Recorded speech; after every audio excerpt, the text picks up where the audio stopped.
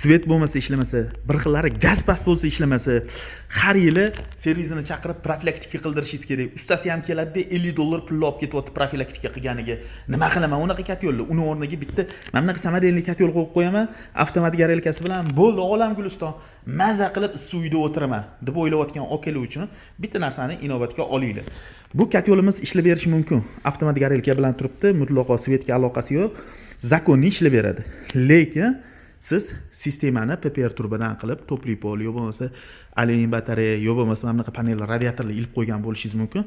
Asosiysi mana уже siz sistemani nasosga bog'lab qo'ygansiz, oke. Bizani katyol ishlagani bilan sizni sistemangiz ishlamaydi.